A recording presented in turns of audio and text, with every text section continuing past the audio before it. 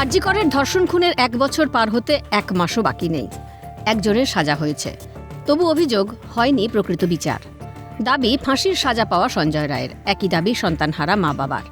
সবার অভিযোগের আঙুল কলকাতা পুলিশ আর সিবিআই এর দিকে। এরই মাঝে হাড় হিম করা কাণ্ড ঘটে গিয়েছে সাউথ ক্যালকাটা ল কলেজে। কলেজের পড়ুয়া ধর্ষিতা কলেজের ঘরেই। অভিযোগের তীরে শাসক দলের অনুগামী কর্মী পড়ুয়ারা। মূল অভিযুক্ত আবার কলেজের প্রধানদের অতি ঘনিষ্ঠ বলেই অভিযোগ। দিন কয়েক আগে অভিযোগ উঠেছে ধর্ষণ হয়েছে নাকি জোকার IIM এর বয়েজ হোস্টেলেও। তবে প্রশ্ন উঠছে সেই অভিযোগ ঘিরে। নির্যাতিতার পরিবার অস্বীকার করছে ধর্ষণের কথা, বলেছেন লিখিয়ে নেওয়া হয়েছে নাকি অভিযোগ। প্রায় প্রতিটি ক্ষেত্রে স্পষ্ট অবিশ্বাসের বাতাবরণ। কোথাও বিচার না পাওয়ার, কোথাও অপরাধীকে প্রশ্রয় দেওয়ার, কোথাও অভিযোগ লিখিয়ে নেওয়ার। কামদুনি ধর্ষণ মামলাতেও বেকসুর খালাস হয়ে গিয়েছেন অভিযুক্তরা। প্রশ্ন উঠেছিল পুলিশের ভূমিকা নিয়ে। এবার করেয়া ধর্ষণ মামলাতেও প্রশ্নের মুখে পুলিশ। 2014 সালের জুন মাসের ঘটনা। 3 জন মিলে আমাকে ধর্ষণ করেছে।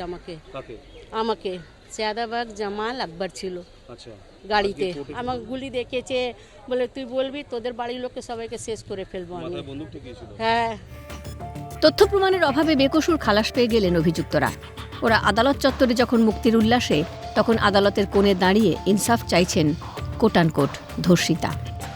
হ্যাঁ, বেল পেয়ে গেছে ওরা। কি বলবেন আপনি? আমি চাই ইনসাফ, আমার ইনসাফ চাই। বাম জামানার শেষ সময়ে এই ইনসাফ চাই কথাটা বারবার শোনা যেত রিজওয়ানুর রহমানের মায়ের মুখ থেকে। রিজওয়ানুর ইনসাফ পাননি, তবে তাঁর দাদা বিধায়ক হয়েছেন। অলক্ষ্যে বসে আজও যেন হাসে ইনসাফ। সে ইনসাফ মিলল না করে আর কোটানকোট গণধর্ষিতারও। পুলিশকে কাঠগড়ায় তুলছেন খোদ সরকারি আইনজীবী। আমি তো বললাম তদন্তকারী অফিসারদের আরও একটু সচেতন হওয়া উচিত।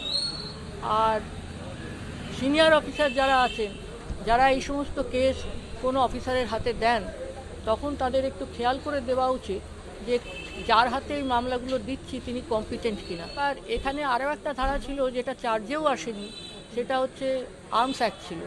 আর্মসটাও রিকভারি হয়নি। সরকারি আইনজীবী যখন পুলিশি তদন্ত প্রক্রিয়া নিয়ে প্রশ্ন তোলেন, তখন স্পষ্ট হয় গোলমাল কোথাও একটা আছে।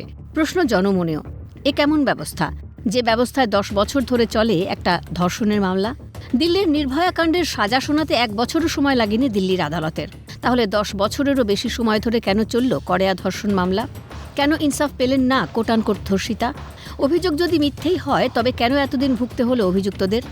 সরকারি আইনজীবীর বক্তব্য, অভিযোগকারিনীর অভিযোগেই স্পষ্ট গাফিলতি ছিল পুলিশের তদন্তে। প্রভাবশালী অভিযুক্তরাও। তাই কি মেলেনি কোনো তথ্য প্রমাণ? তাই কি মেলেনি ইনসাফ?